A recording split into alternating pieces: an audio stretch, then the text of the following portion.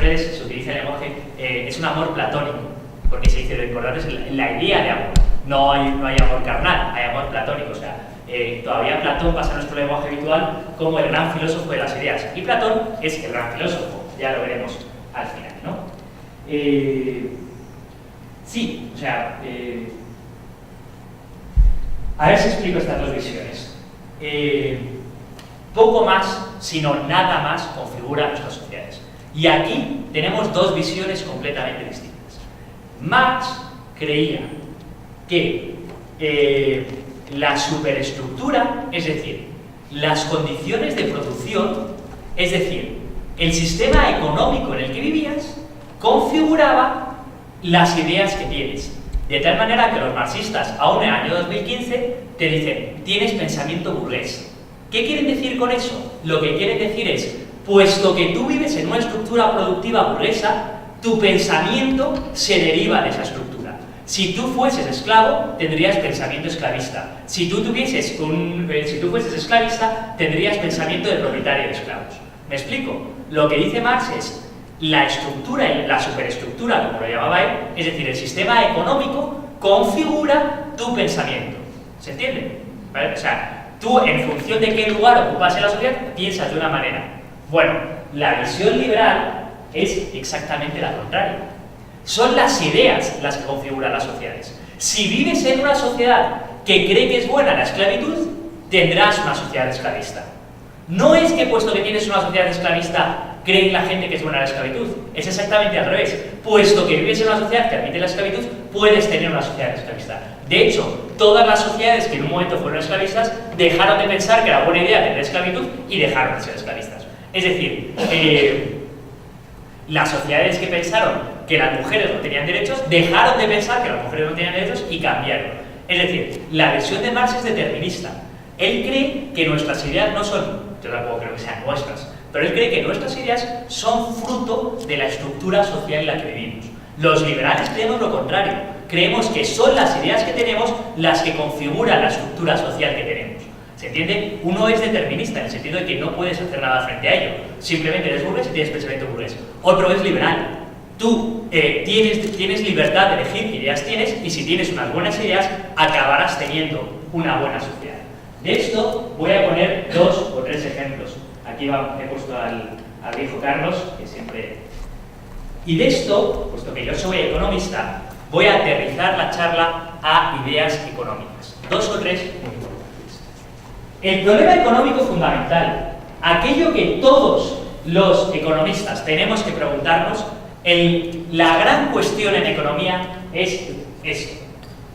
La humanidad ha sido miserablemente pobre. Miserablemente pobre toda la humanidad. Durante 2000 años, porque fíjense que ahí está el año 1500, pero podemos ir hacia atrás. Cualquier persona que podamos imaginar, que nos imaginemos que es multimillonaria, en el fondo era profundamente pobre. El emperador romano era profundamente pobre, no tenía una aspirina. La sociedad romana era mucho más pobre que el país más pobre de África y más pobre del mundo en estos momentos. Es decir, el país más pobre del mundo en estos momentos está teniendo unos $300 de renta per cápita. En la sociedad romana estaríamos hablando de $200 de renta per cápita. Eran la mitad de pobres que el país más pobre que hay sobre la Tierra.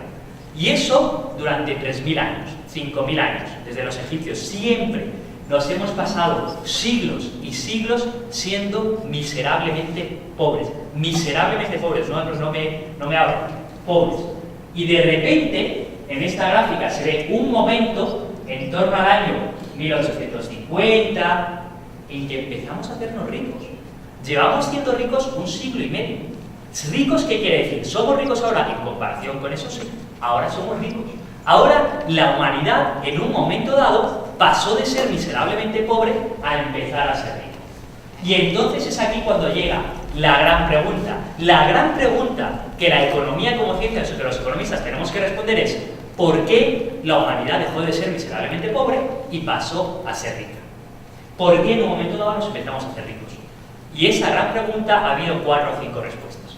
La primera, que voy a comentar solo como anécdota, para que vean ustedes que una frase que voy a decir, que no hay tontería que algún economista no se le haya ocurrido antes. La primera es la más graciosa, y es que dice el cuento solo como anécdota, decía que en aquel tiempo el agua no se podía beber, el agua no había agua potable, ¿no? De tal manera que cuando nosotros vemos la gente normalmente no bebía agua, la gente lo que normalmente bebía era cerveza, desayunaba cerveza. No era la misma cerveza que ahora, pero sí que era agua fermentada, porque aquello mataba a los bichos, ¿no? El alcohol mata a las bacterias de tal manera que te puedes tomar. Luego bebían cerveza fermentada. Curiosamente el agua caliente no se puede beber. A nadie se le ocurre tomarse un vaso de agua caliente, ¿no? No entiendo muy bien cuál es el principio, pero es asqueroso, lo escupirías. ¿Qué ocurrió? Que de repente a partir del siglo XVI se descubrió China y se descubrió el té y el café. Y la gente, en lugar de desayunar cerveza, empezó a desayunar té y café y empezó a ser muchísimo más productiva. Como idea original de por qué empezamos a ser ricos, es la más original que he oído nunca. No creo que sea la correcta. Otros aportes legalistas me gustan mucho y es la explicación común en los libros de texto, y es que en Inglaterra hasta aquella época la propiedad era común. Es decir, la propiedad en los pueblos, lo que estaba alrededor del pueblo, era de todos los del pueblo. Lo que es del común es del ningún, que dice el castellano. Eso es comunismo. Es decir, todos compartimos todo. Muy bien. Pero todos compartimos todo tiene un problema grave. Todos compartimos todos tiene un problema grave, y es que si el bosque es de todos, lo que yo haré cada vez que vaya al bosque es llevarme toda la madera que pueda y al poco tiempo el bosque acaba esquilmado. Si el bosque es mío, lo cuidaré mucho, porque sé que si me llevo toda la madera hoy, la semana que viene no tendré nada de madera. ¿Se entiende el principio? Porque los bienes comunes se aprovechan mal. La calle está sucia. ¿Por qué está sucia mal la calle y no está sucia las casas de la gente? Porque los que es de todos no lo cuidarán. El principio, la tragedia de los bienes comunes, que se llama en economía. A partir del siglo XVII en Inglaterra se empezó a hacer que la propiedad que era común se empezó a hacer privada. De tal manera que la productividad de la tierra se incrementó mucho. Esta es la explicación más común en los libros de texto de por qué empezamos a hacernos ricos. La otra explicación, que son las instituciones, es que los pueblos, el rey de Inglaterra dejó de tener mucho poder, dejaron de tener mucho poder los señores feudales y dejó de tener mucho poder el rey sobre los pueblos, y los pueblos se pudieron empezar a desarrollar. Todos estos aportes son muy interesantes, pero en el fondo nos falta el gran aporte. Y el gran aporte es el de mi admiradísima, mi adoradísima, mi queridísima Heather McCloskey. A mí me parece una de las filósofas más importantes de nuestro tiempo. Y lo que dice Heather McCloskey es, si todo esto está muy bien, todo esto ocurrió, llegó el té, se cerraron los comunes, pero en realidad lo realmente importante es que cambió el relato de la sociedad. Lo realmente importante es que, si ustedes piensan en la sociedad medieval, en la sociedad romana, en la sociedad inca, lo que había era un relato de pobreza. ¿Qué quiere decir un relato de pobreza? Un relato en que el héroe, el que estaba bien visto, el que la sociedad admiraba, era el guerrero, era el que conquistaba al otro, era el aristócrata, el que iba a caballo con una espada y mataba. Evidentemente, el que mata no genera riqueza, el que mata destruye riqueza.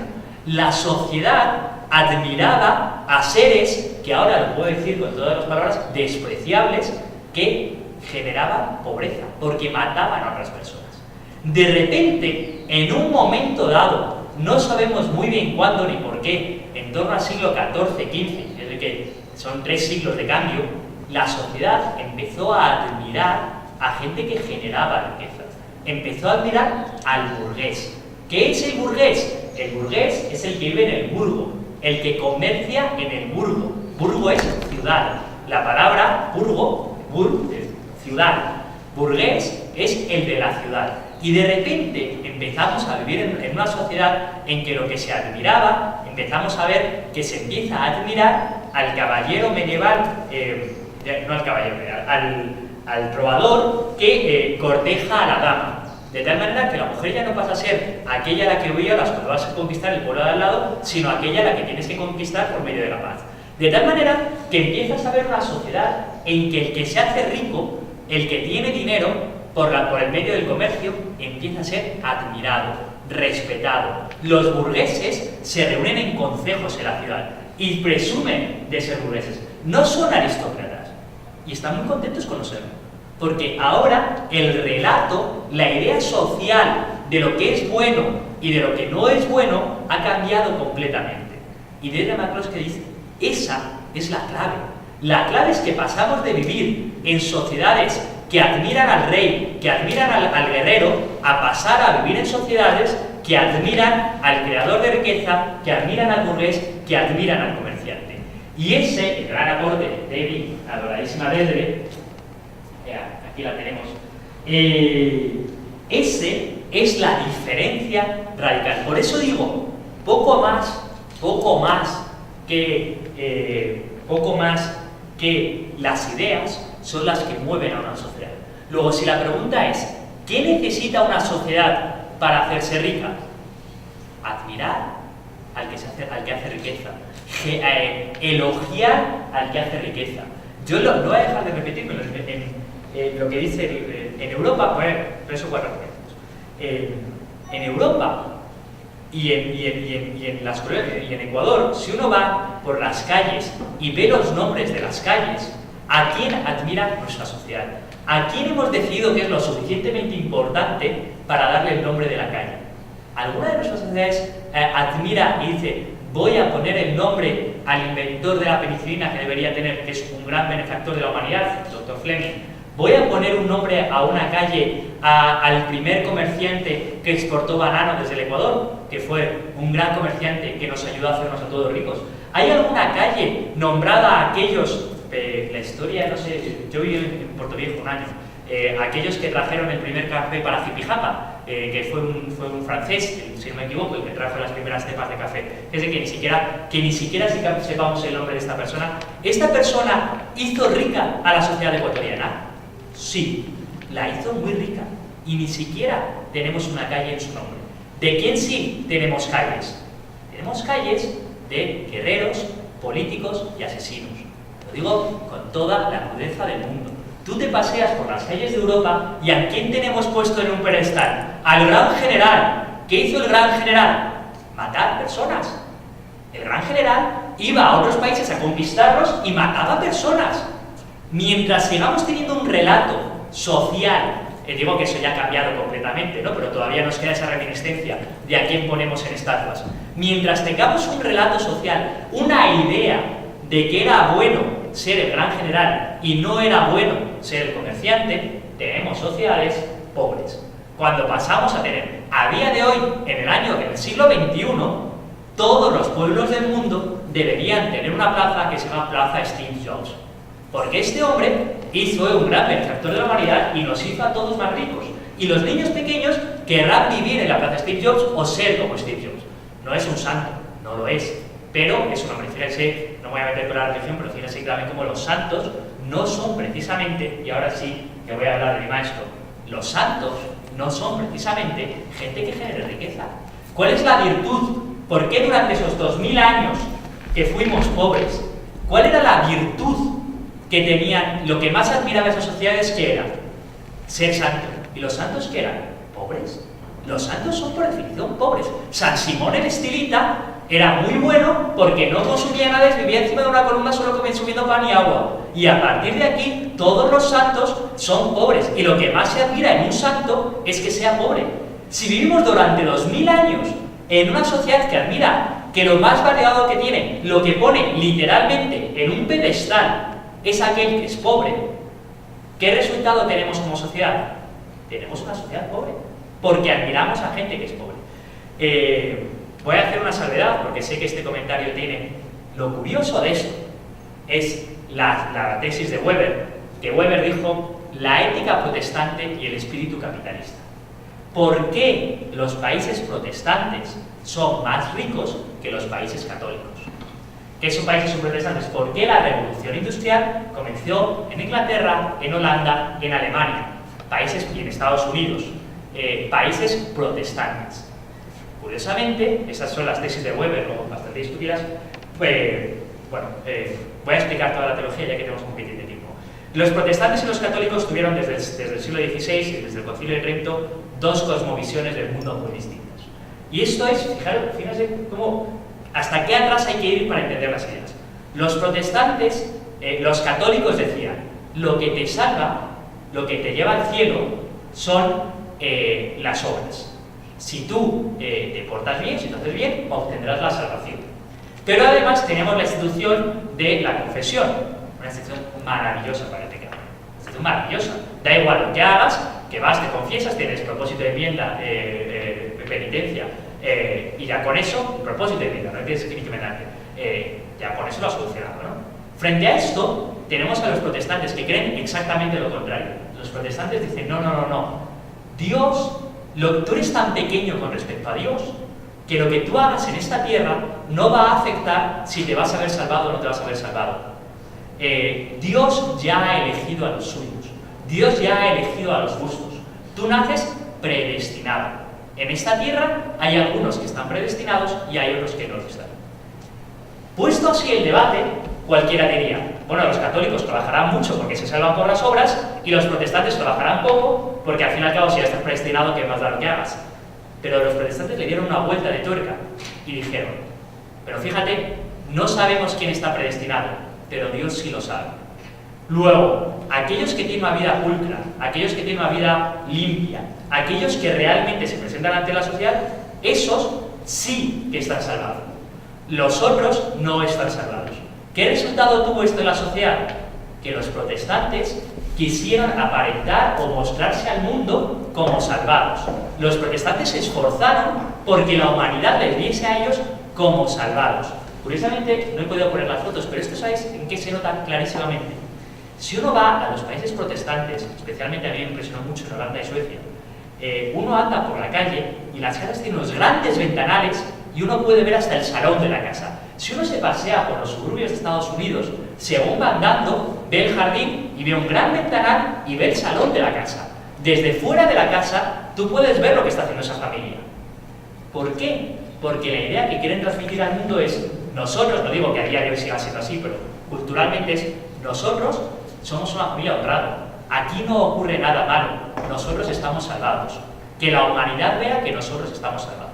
¿El católico qué hace culturalmente? Lo contrario. El católico construye una casa con una ventana muy pequeña y dentro de la casa sucede lo que suceda.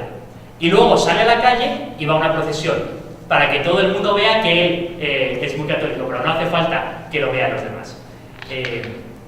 Esta diferencia de concepciones es la que, ya digo que la tesis no es mía, la tesis es de Weber, y lleva más de siglo y medio intentando dar unas explicaciones más poderosas, en mi opinión demasiado simplificada, de por qué unas sociedades son ricas y otras no.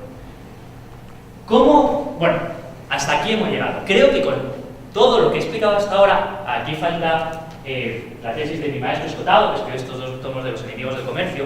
Creo que lo que quiero explicar hasta ahora es lo que nos hace ricos o lo que nos hace pobres.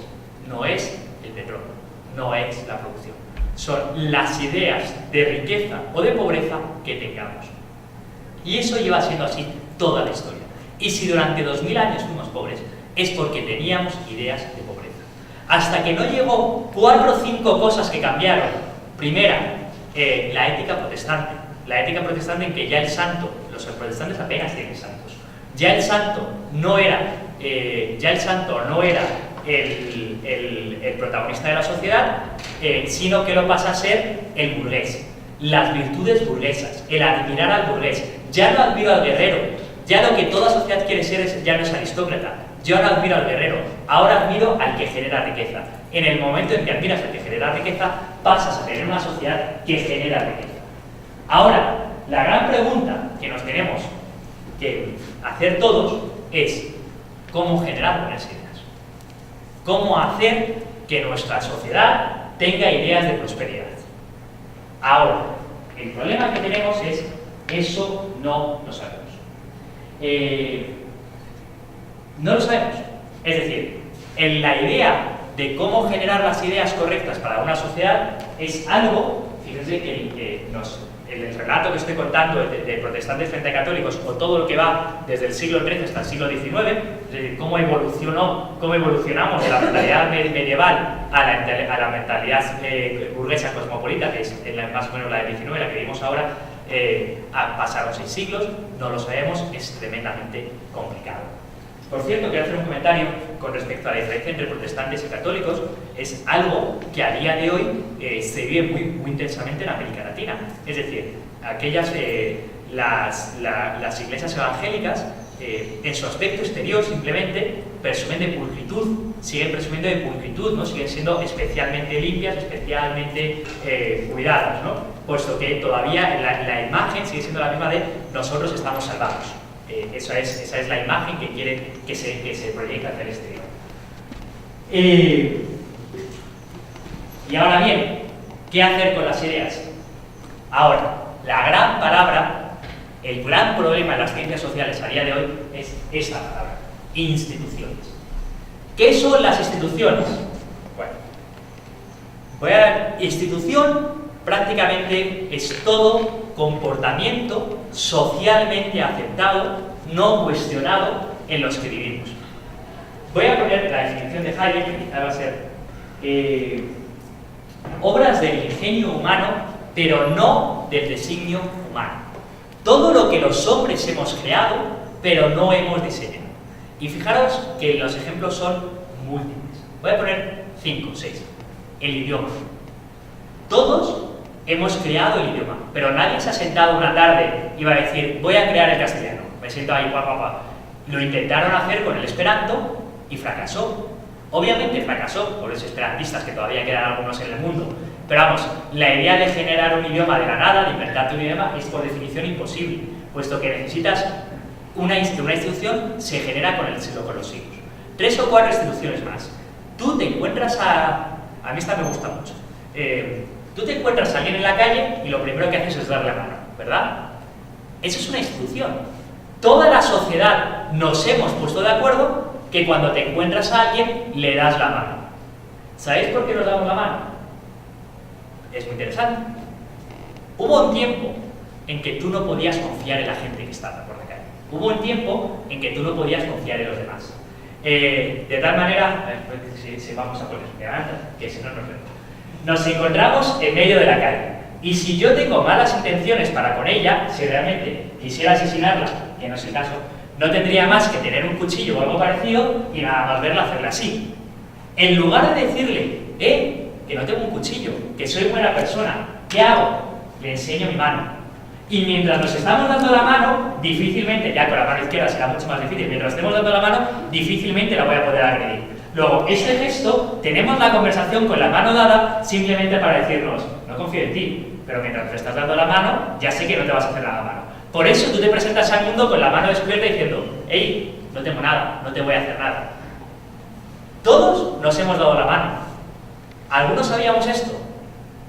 No, porque es una institución. Con los siglos se ha quedado un acuerdo social que nos dice por qué nos damos la mano. Todos circulamos por la derecha en una carretera. ¿Por qué? ¿Porque lo dice el código que hay que circular por la derecha? No, porque en la acera, el código de circulación dice que hay que circular por la derecha, pero en la acera, en la calle, también vamos por la derecha en el centro comercial, y no hay ningún código que lo diga. Es una institución, es un acuerdo social comúnmente aceptado que toda la sociedad, que ni siquiera hemos pensado, no pensamos en el idioma, no pensamos por qué damos la mano, no pensamos por qué circulamos por la derecha. 7, 8, 10 cosas más. El dinero es una institución, este es el tema fundamental para entender la dolarización. A ver,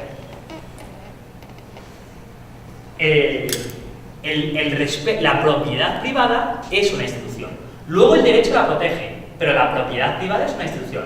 La idea de que el resto de la sociedad no va a agredir lo que es mío, por más que diga el derecho, si vivimos en una sociedad de que todos nos robamos a todos, da igual lo que diga la ley. Pero si vivimos en una sociedad en que todos nos respetamos a todos, ya podemos empezar a convivir. Es decir, las instituciones son lo más importante para el desarrollo de una economía. Y sobre eso es curioso, porque a día de hoy, en mi ciencia, en la economía, hay un acuerdo generalizado, quizá desde la tesis de Acemoglu, que es autor de un libro bastante interesante sobre el tema.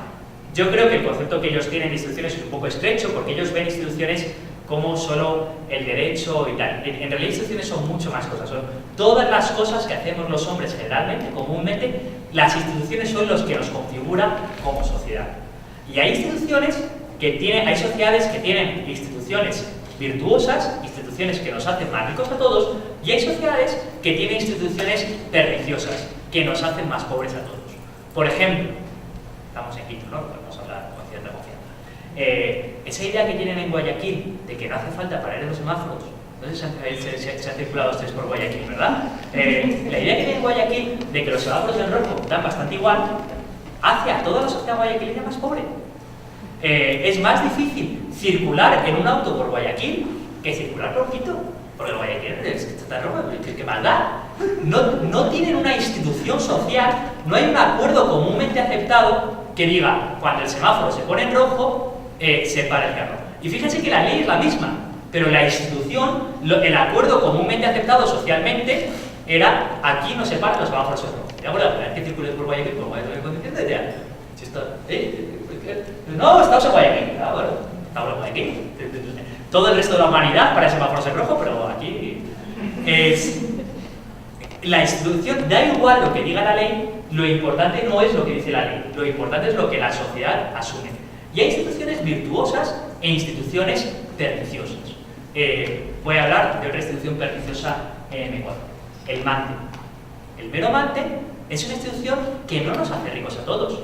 Sitúa a unos por debajo de otros, no da una sensación de cooperación social, da una sensación de imposición social. La idea que hay detrás del MANTE no es una idea de riqueza, es una idea de pobreza.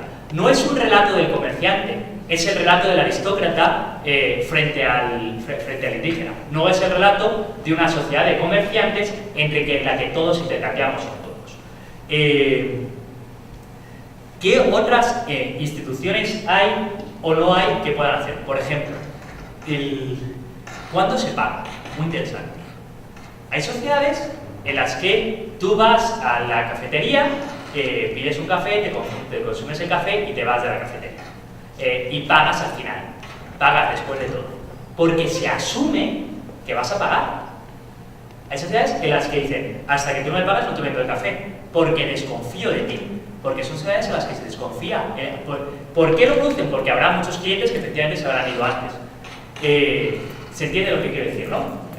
Restaurantes, si tú vas a un restaurante de gama media alta, pagas después. Porque se supone que confías en el cliente. Si tú vas a un restaurante, una cafetería de gama media baja, pagas antes. Porque se desconfía del cliente. No hay una institución de confianza. No hay una institución de yo le vendo la comida y usted me paga cuando termine. Hay una institución de si usted no me paga no le doy la comida. Porque vivimos en una sociedad en la que hay mucha gente que coge el plato y se lleva. O sea, evidentemente si los comerciantes hacen eso es porque hay mucha gente que si no cobran antes se habrá llevado el plato. Luego, es comúnmente aceptado que se puede hacer eso, ¿no? Es difícil, y fíjense que estoy intentando centrarnos en casos ecuatorianos, es difícil ver qué instituciones tenemos, es como con las ideas, pero lo que sí que es importante es ver todas estas concepciones del mundo que tengamos son las que configuran la idea del mundo que tengamos. Ya que estamos en la escuela de empresas, también ocurre mucho en las empresas, es decir, ¿qué es esto? ¿Qué es esto? O sea, ¿qué estamos haciendo? ¿Qué idea de empresa tenemos? ¿A qué nos dedicamos nosotros? ¿Qué idea tengamos es lo que configurará qué luego seremos, ¿no? Para hablar de ese sentido de institución en un sentido más amplio.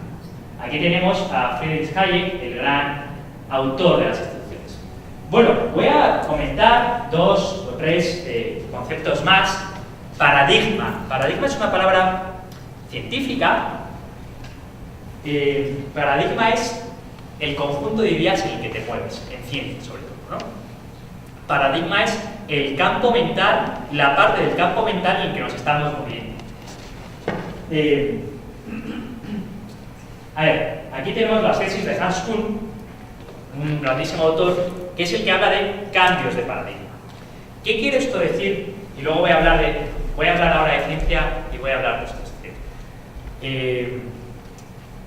¿Qué quiere decir con paradigma? Paradigma es el conjunto de ideas en el que nos movemos. Por ejemplo, no del siglo X, bueno, a ver, sí, muy sencillo. Hasta hubo un momento en que nos movíamos en un mundo de paradigmas en el que la Tierra era el centro del universo. Eso es un paradigma. Es decir, es la idea central sobre la que se basa todo un conjunto de pensamiento científico y se basa en la que la idea es el centro del universo.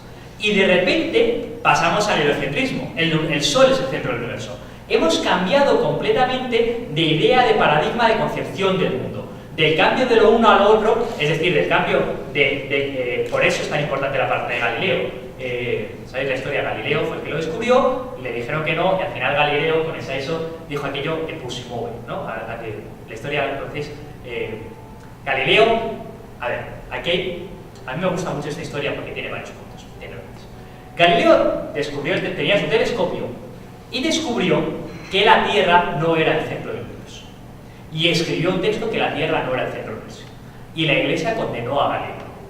Condenó a Galileo porque si la Tierra no era el centro, la Biblia decía que la Tierra era el centro del universo, y si la Tierra no era el centro del universo, no tenía ningún sentido que Dios, que había creado al hombre, no pusiese su creación en el centro del universo. Era obvio que si la Tierra es donde está Dios, Dios tiene que haber creado al hombre en el centro del universo. Y ahora viene la parte del mito. Entonces, esto siempre ha pasado como Galileo protestó y la Inquisición condenó a Galileo a muerte. Cuando terminó el juicio de Galileo, le condenaron a muerte. Y Galileo, cuando le condenaron a muerte, dijo en italiano, pero se puede. Es decir, el pusimo. Me habéis condenado a muerte, pero se puede. La Tierra se puede. Que eso era.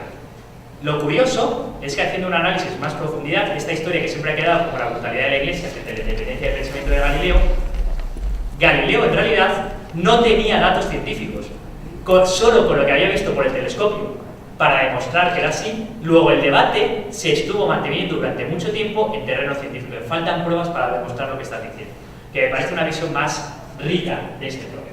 Luego, en ciencia, y eso sí, creo que vamos a ver, en ciencia tenemos una idea de ciencia, bueno, voy a hablar. En ciencia tenemos la idea de ciencia de que la ciencia es el conocimiento objetivo. Entonces tenemos la idea de que si alguien llega y te demuestra que el Sol está fuera del centro de la Tierra, evidentemente cambias de paradigma. Bueno, eso no es cierto.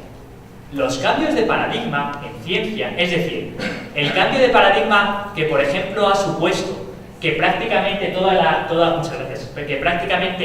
toda la academia económica latinoamericana de los 70 era marxista, tenía un pensamiento marxista, la academia 70, 80, cualquier economista latinoamericano, el paradigma en el que se movían era el marxismo.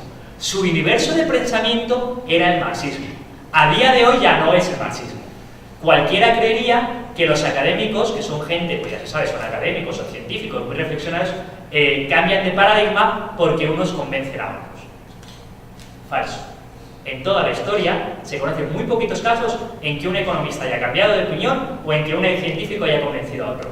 Kuhn nos dice que los cambios de paradigma se producen por algo tan prosaico como porque la gente se muere. Los economistas marxistas de los 70 se han muerto casi todos. Y al final vinieron una nueva generación de economistas con un nuevo paradigma. Pero los cambios de paradigma en ciencia, ojalá se produjesen por un planteamiento y un debate sosegado. En realidad se producen porque unos se mueren y otros quedan. Ahora, ¿qué es la ciencia? ¿Qué es donde está? Ciencia es conocimiento con método.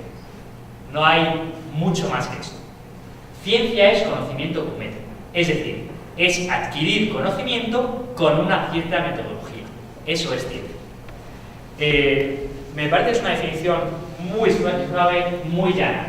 En ciencia, todo es refutable. Y vivimos en una sociedad, dice mi maestro Escotado, que hemos pasado de las sotanas negras a las batas blancas, porque alguien dice, no, esto es ciencia. Y parece que es indiscutible, ¿no? Es que científicamente se ha demostrado que, y ya parece que es indiscutible. Bueno, exactamente es lo contrario. Si es científico, por definición es refutable. Si es científico, por definición es discutible. Porque ciencia es precisamente eso, que todo lo probamos, prueba y error. O que hacemos una demostración y vemos si se puede demostrar. Lo que la ciencia creía hace 50 años no es lo mismo que lo que la ciencia crea a día de hoy. Es decir, el conocimiento científico se presenta ante nuestras sociedades con una aura de irrefutabilidad que me parece bastante pernicioso. Porque una de las ideas, uno de los mitos de nuestro tiempo es la idea de ciencia. Tenemos esa idea, es científico. En segundo lugar, quiero hacer una cosa, ciencia es un conocimiento muy poderoso, pero solo es uno de los tipos de conocimiento posibles. Hay muchos más. Aquí tenemos la típica. A ver, esta es. A ver, yo lo siento en el alma, pero lo siento en el alma porque hablar mal de ciencia es una de las cosas que no se suele hacer en la sociedad y menos en una universidad. Tenemos un conocimiento de la ciencia que es una persona respetable, objetiva, imparcial, sin intereses.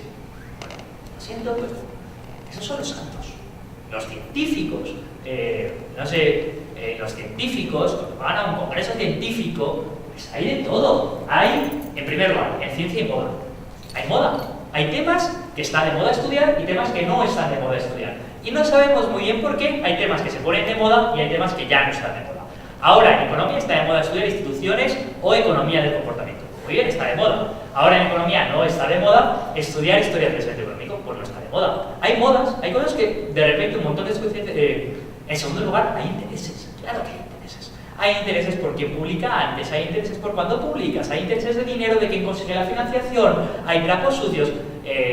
La verdad es que es muy divertido porque cuando uno ve la imagen que tiene la sociedad de los congresos científicos y la imagen que tienen los científicos de los congresos científicos, me voy de vacaciones 4 días en Caribe, voy a estar borracho, luego voy a ver el otro y esto con esto, y luego voy a las conferencias. No es exactamente lo que la ciencia acaba viendo como ciencia, ¿no? Bueno, me pedían esto. ¿Qué quería hacer hasta ahora? Hasta ahora he intentado demostrar, ahora sí respiramos hondo, hasta ahora he intentado demostrar la importancia de las ideas. Algo difícilmente demostrable, y lo intento demostrar como son las ideas las que configuran nuestra personalidad y nuestra sociedad. Y ahora la gran pregunta vuelve a ser ideas y instituciones que son comportamientos generalmente aceptados, todo eso que está detrás. Sí, voy a hablar de dos o tres instituciones y fíjense que voy a ser algo duro con instituciones ecuatorianas. Dos cosas que me ponen muy nervioso. De instituciones, ¿no? Para volver a ver cuáles son las sociedades. Uno llega y va a tomar un taxi en Alemania y hay 4 alemanes que quieren tomar un taxi y se pone uno y luego se pone otro detrás y espera que llegue el primer taxi, lo toma y se va y el siguiente que pone detrás espera el siguiente. Y los 2 alemanes están en la fila y puesto que saben que voy a tomar el taxi después de usted, se ponen a comentar qué frío hace, qué horror, qué frío hace, pues hay que esperar el taxi, pues qué bien que esperar el taxi, qué frío hace. Porque los 2 son amigos. Uno va a tomar un taxi en Ecuador, se sienta tranquilamente y llega una señora que va a 4 pasos más para adelante para intentar coger el taxi. Y dice, señora, ¿dónde va? Dice, no voy a coger el taxi. Señora, a usted una fila. Fíjense que en el momento en que la señora da 2 pasitos para la izquierda para coger el taxi antes que yo, primero, la institución, respetar una fila, ya no se respeta. En segundo lugar, todos somos más pobres. ¿Por qué digo que todos somos más pobres? Porque estoy seguro que contabilizamos el tiempo que se tarda en total en que todas las personas tomen el taxi. Si hacemos una fila y los taxis saben dónde tienen que parar y seguir, o empezamos todos a recorrer la calle para abajo, al final tardamos mucho más y todos somos más pobres. Y en tercer lugar, la señora que va 4 pasos por delante de mí es mi enemiga, compite conmigo. Ella quiere coger el taxi que yo quiero coger. Si todos hacemos una fila, todos somos amigos. Podemos hablar de qué mal tiempo hace. Yo con la señora que va 3 pasos por delante digo, ¿qué mal tiempo hace? Pero yo voy más rápido. Pues no, nos estamos enfrentando. ¿Qué idea tiene de la sociedad, de lo que es una fila, del respeto al que llegó antes, el que intenta coger el taxi antes? Tiene una concepción del mundo que al final hace una peor sociedad y hace una sociedad que sea más pobre. Entonces la gran pregunta que tenemos que hacernos los economistas es ¿cómo conseguir, los economistas o los científicos, cómo conseguir que una sociedad tenga buenas ideas? ¿Cómo llegar a una sociedad de ideas positivas, a una concepción del mundo que sea virtuosa, a una concepción del mundo que sea enriquecedora? Bueno, no lo sabemos. Esta imagen me gusta a mí mucho, la tengo mucho cariño, porque esta es la estatua de la Universidad Complutense de Madrid. Y la estatua de la Universidad Complutense de Madrid representa a Prometeo transmitiendo el fuego. El fuego ha sido siempre, la luz, ha sido siempre el símbolo del conocimiento, ¿no? Ha sido lo que ilumina y allá donde había oscuridad, el fuego lo transmitió. El fuego lo trajo Prometeo a los hombres. Los hombres, el fuego Prometeo no se lo robó a los dioses tenían el fuego, Prometeo robó el fuego a los dioses y se lo entregó a los hombres. Y aquí se ve lo que se supone y lo que es una universidad, que fíjense qué belleza. Está el que se está muriendo, el señor anciano que ha transportado la antorcha durante toda su vida, se la está entregando al joven que va a caballo y le está entregando el conocimiento. La tradición. Tradición es una palabra muy bonita. Tradición es traditio. Traditio es entrega. ¿Qué es la tradición? Lo que nos entregaron nuestros ancestros. La tradición es lo que nos han entregado, lo que nos han entregado sus conocimientos. Traditio, lo que se hacía de aquella manera. Y ahora, ¿cómo transmitir ideas? Bueno, eso es nuestro tiempo. Es decir, vivimos en la era de la publicidad, vivimos en la era de transmitir ideas de estas maneras. Una de las carreras más importantes, una de las profesiones más importantes de nuestro tiempo es publicidad y marketing. Las empresas, uno de sus departamentos más importantes es publicidad y marketing. ¿A qué se dedican ellos? A transmitir ideas. Digo el concepto mismo porque es curioso. Propaganda, publicidad es una idea desde los años 50, desde Mad Men hasta Mad Men, la serie maravillosa americana, hasta Mad Men no había la idea de publicidad. Antes existía la idea de propaganda. Propaganda, por ejemplo, en el siglo XIX está en España la Asociación de Propagandistas de la Fe. Pero, fíjense, para una persona del siglo XVII o del siglo XVI, lo más importante era la religión. Lo más importante, el eje de su vida era la religión. El paradigma social era la religión, era en torno a lo que giraba el mundo. ¿Qué era lo que se dedicaban a transmitir? Religión. ¿Qué era lo primero que se dedicaban a transmitir cuando llegaron los españoles a América? La religión, porque eso era lo más importante para ellos. Y por eso tenían predicadores. Una cosa es dar sermón o predicar. Luego, a partir del siglo XIX, ya la religión empieza a desocupar el eje central de la sociedad y lo pasa a ocupar o el país o la patria. Ahí empezamos con los nacionalismos y ahí empezamos más bien hablando de la propaganda. Y la propaganda suele ser estatal. Y es el concepto del siglo XIX, cómo transmitir ideas. Y en el siglo XX, lo que traslada el eje completamente pasa a ser la empresa. El siglo XX pasa a ser el siglo en que se crean empresas, en que hay empresas de trabajo. Y el concepto de las ideas que se quieren transmitir en el siglo XX es publicidad. Uno no dice que los dominicos hacían publicidad del cristianismo. No es el concepto de publicidad. Publicidad se pregona del siglo XX, desde la segunda mitad del siglo XX. Propaganda se pregona más del Estado y predicación se pregona más de la religión. Y el mero concepto es importante porque es qué ideas estamos transmitiendo. Y en la sociedad de ahora estamos transmitiendo ideas de publicidad, de marcas, de compre usted lo que yo le vendo porque le será más útil. Pero es así como nos acabamos haciendo más ricos, ¿no? Bueno, voy a hablar esta historia. Bueno, entonces, ¿cómo se transmiten ideas? Yo, sinceramente, no soy profesor de marketing ni de publicidad y sé mucho de estos temas. Y me parece que los de marketing o publicidad tampoco pueden llegar a decir así se transmite una idea. Es decir, es una ciencia mucho más amplia, mucho más compleja, en la que uno estudia muchos años y hay cosas que funcionan y hay cosas que no funcionan. Pero a mí hay una historia que me parece maravillosa, que es la historia de Irving Fisher con Hayek, ¿no?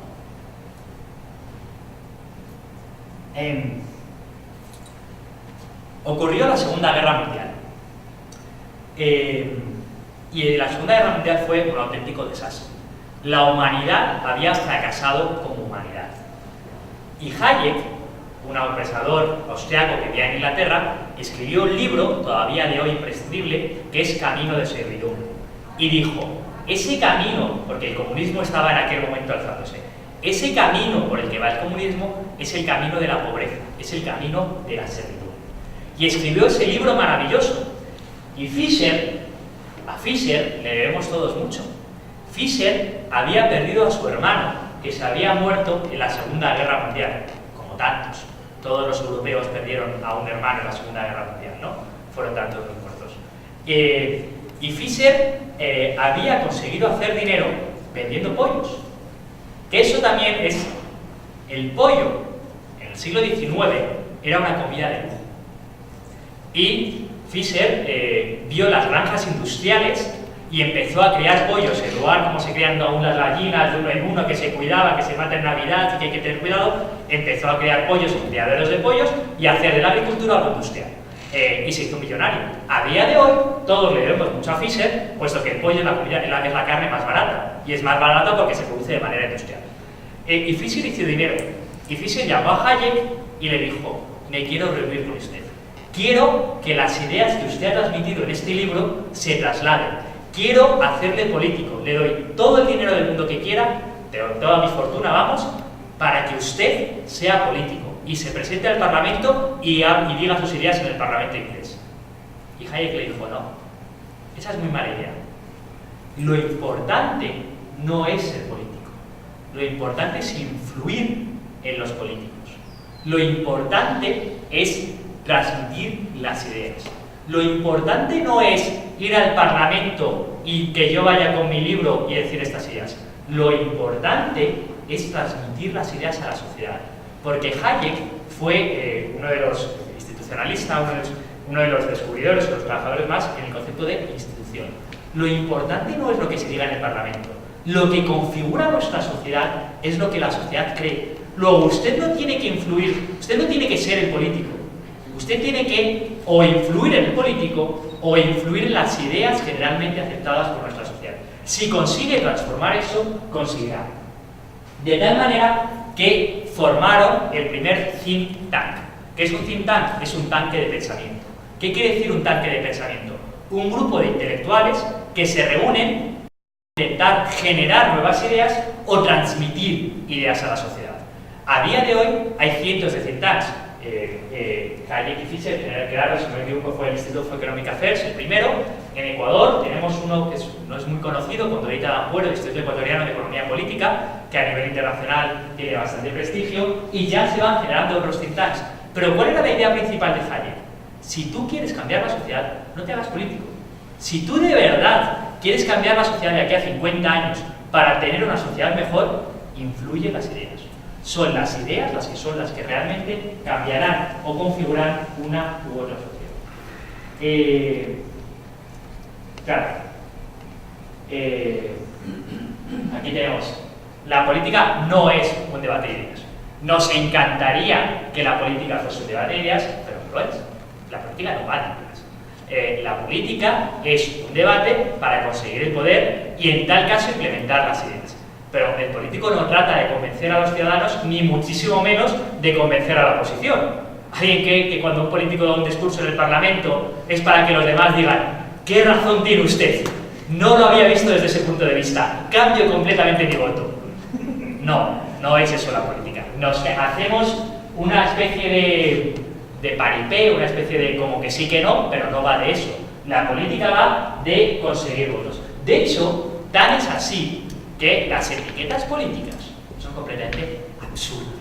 Es decir, ¿qué quiere decir ser de izquierdas en el siglo XXI? Que alguien me lo explique.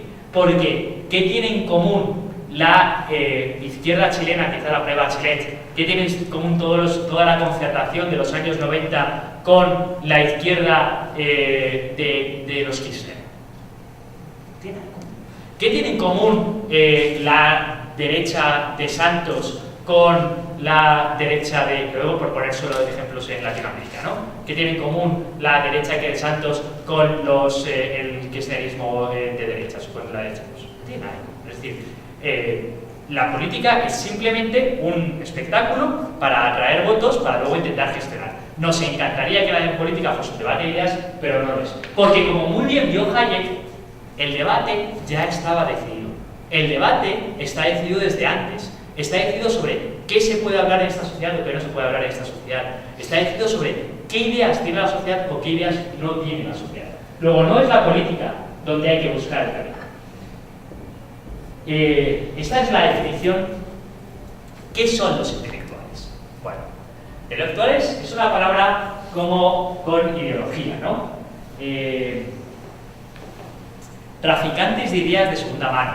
En inglés second hand ideas dealers. Los intelectuales no son los que generan las ideas, no los engañemos. Los intelectuales son los que se presentan ante la sociedad como qué listos somos nosotros, qué ideas tenemos, sociedad, mírenos a nosotros, porque vamos a llegar a tener grandes ideas. Sin embargo, los intelectuales sí son importantes para la sociedad. No hay que sobrevalorarlos, es decir, mi maestro Huerta de Soto, Diego de Sotado, no tiene peor el concepto de los intelectuales. Hay una tesis bastante interesante de por qué los intelectuales son casi siempre de izquierdas. En el fondo, los intelectuales son esas personas que efectivamente han leído libros, tampoco tantos como dicen, pero y tampoco han generado sus propias ideas, y en el fondo tienen puestos de profesores de universidad no muy bien pagados, y la sociedad tampoco les hace tanto caso como ellos creen que se merecen. Vivimos en una sociedad que dice, hola, y los intelectuales en el fondo de la sociedad no les hace tanto caso.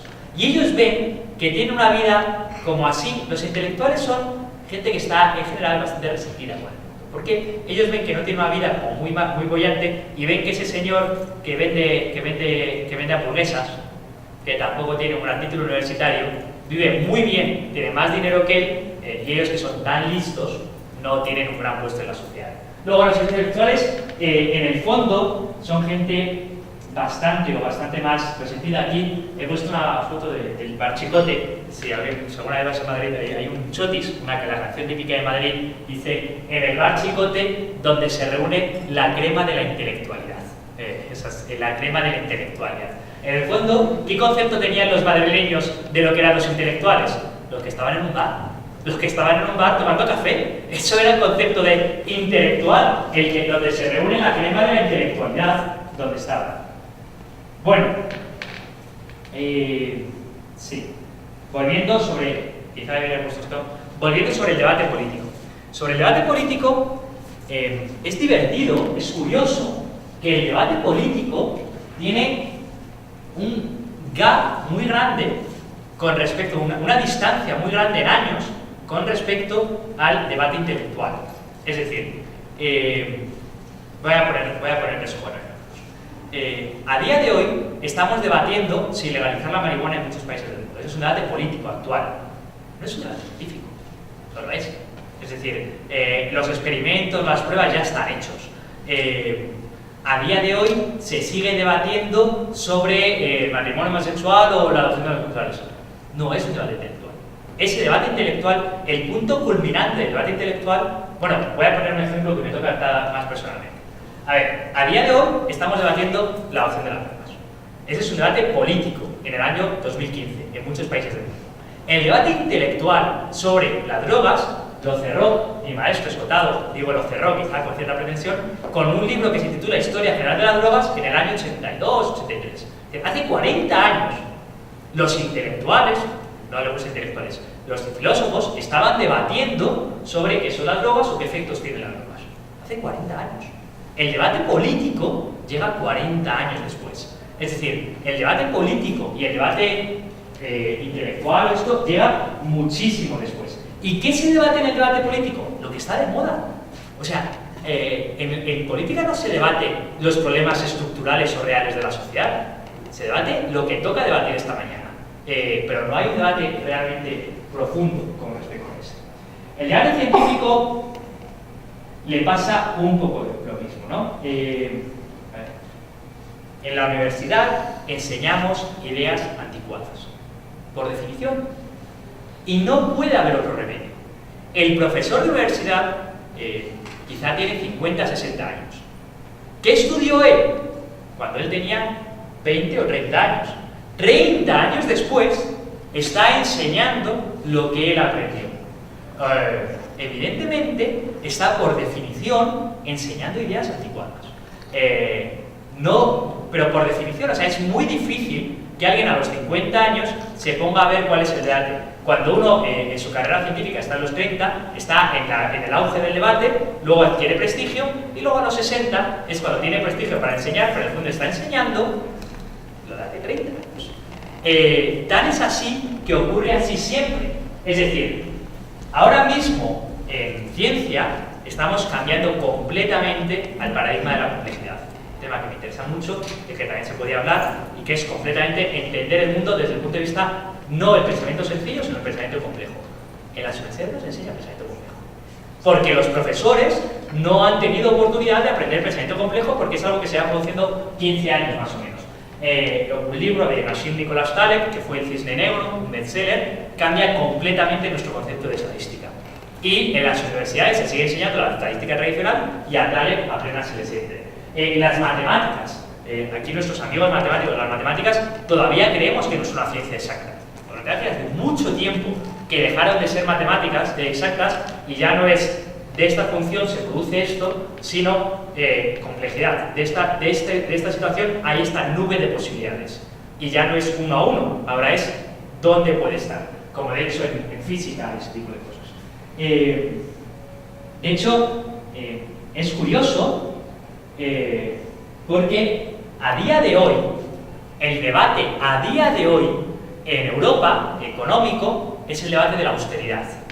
Y este debate de la austeridad es el debate que tuvieron Keynes y Hayek, dos pensadores económicos de los que ya hemos hablado, en los años 30. El debate Keynes-Hayek se produjo en los años 30 y en el año 2015 estamos debatiendo si hay que tener austeridad o no hay que tener austeridad. Es decir, es un debate 70 años después. Por eso es que quiero insistir o quiero incidir en la importancia de la historia del pensamiento. La frase que dijo el padre Juan de Mariana, ahí le tienen el logo del Instituto Juan de Mariana. Juan de Mariana era un sacerdote, un teólogo que fue uno de los primeros economistas de la Escuela de Salamanca, y el padre Juan de Mariana dice: no hay tontería que lo haya hecho ya un teólogo. Da igual qué tontería se te ocurra, que algún teólogo ya lo ha razonado, lo ha argumentado y ha escrito un libro sobre ella, ¿no? Yo creo que la frase mucho más apropiada a día de hoy: no hay tontería que no haya hecho ya un economista. Es decir, ¿qué idea tan original tenía? No, esa es una tontería, ya la dijo un economista hace 200 años. Todo el debate es debate histórico.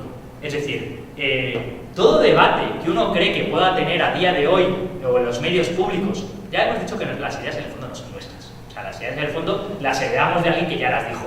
Todo debate que uno pueda tener en el momento, en cuanto uno escala un poquito en la historia del pensamiento económico, se da cuenta de que eso es antiquísimo. Por ejemplo, preparando esta conferencia y leyendo el libro de Discotado me da cuenta de algo muy divertido.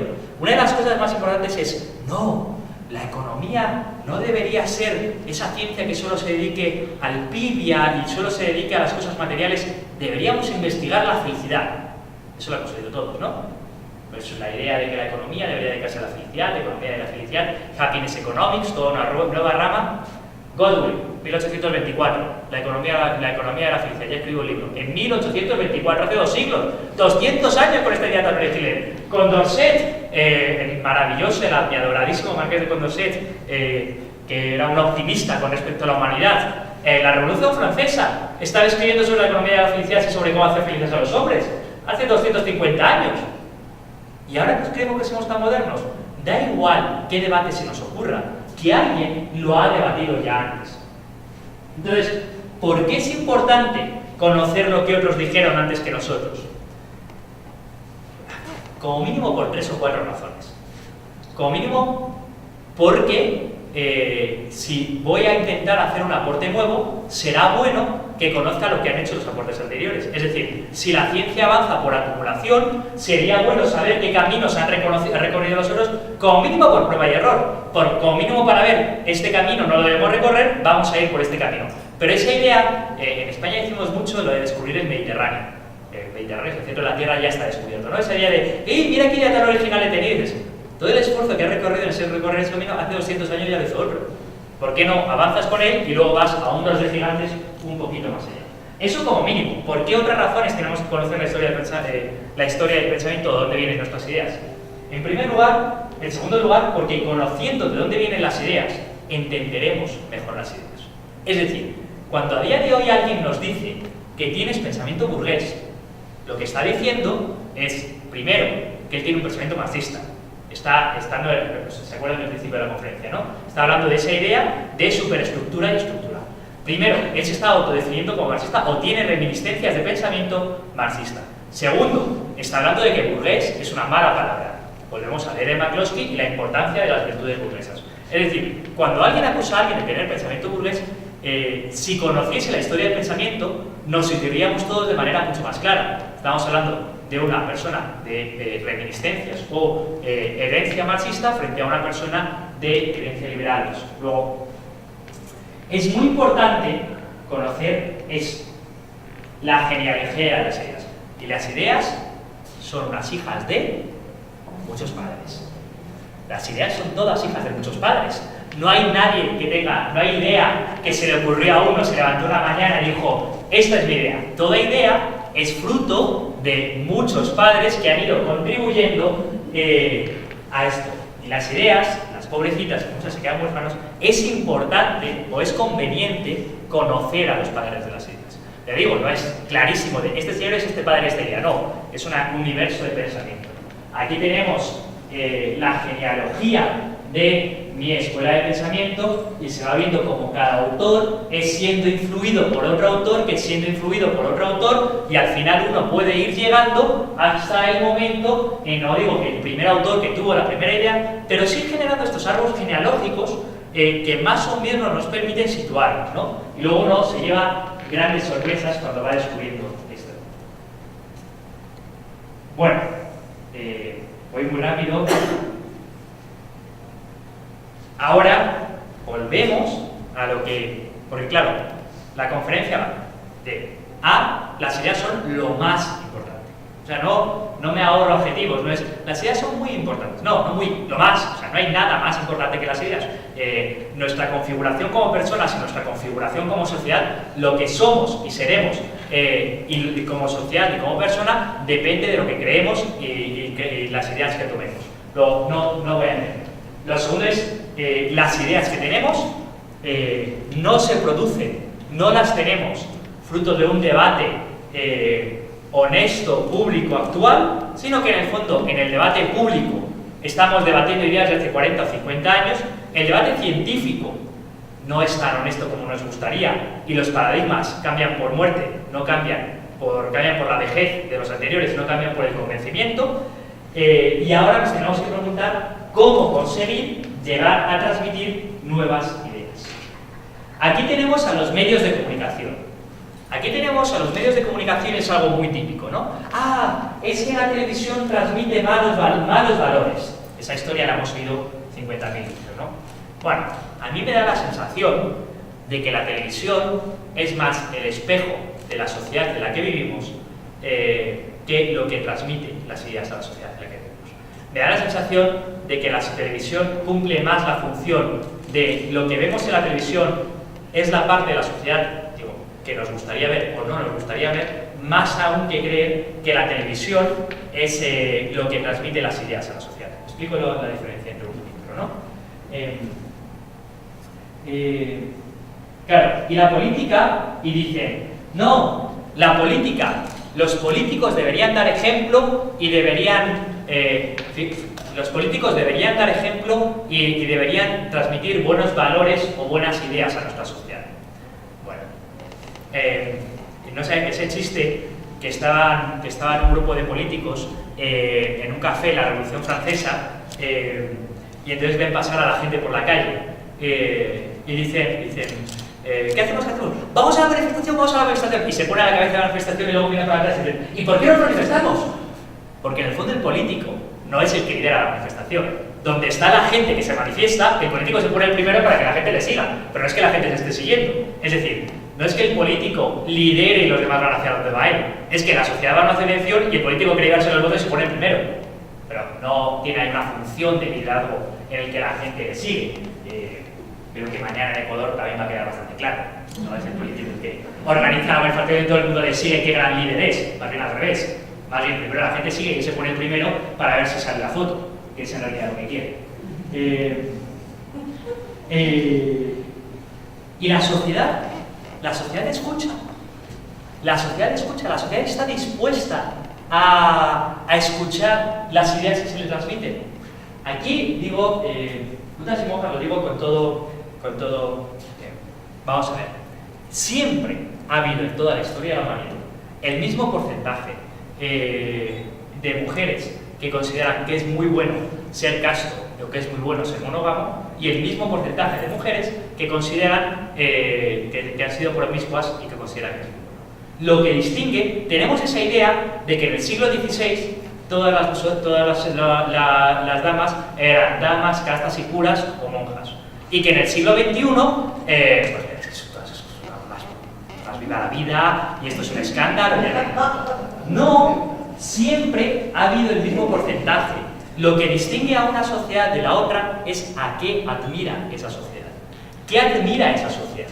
Antes vivíamos en sociedades que lo que se admiraba socialmente era ser casta, por tanto, parece que hay más, puesto que las que no lo eran lo tenían que hacer por debajo de la superficie social.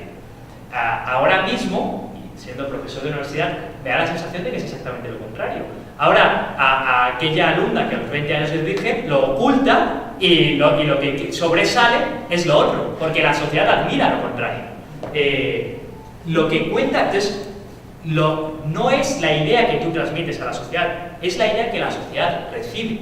Porque si la sociedad tiene una idea u otra, estará dispuesta a escuchar un mensaje u otro mensaje. El mensaje que la sociedad quiere escuchar. Y justo quizá con los memes. ¿Qué son los memes? ¿Qué son los memes a nivel científico? Ya digo que es una idea científica que surge en los 90, quizá anteriormente, pero nos vamos a los 90. Y los memes es cuando se empieza a estudiar cómo se transmiten las ideas. Meme es transmisión de ideas. Es una idea repetida, es una idea que no se sabe de dónde viene. A mí me llama la atención, por ejemplo, creo que se ha notado que me gusta mucho la historia del pensamiento económico, cuando yo pregunto a mis alumnos ciertas cosas y de repente me salen, meme es una idea que tú tienes, se ha contagiado, los memes son como un contagio, como una enfermedad, se contagia por la sociedad, son ideas que la sociedad tiene, que se han contagiado, pero que en el fondo nadie sabe ni dónde han procedido, ni por qué son tan populares, ¿no? Esa idea de vamos a hacer el vídeo viral, viral es eso.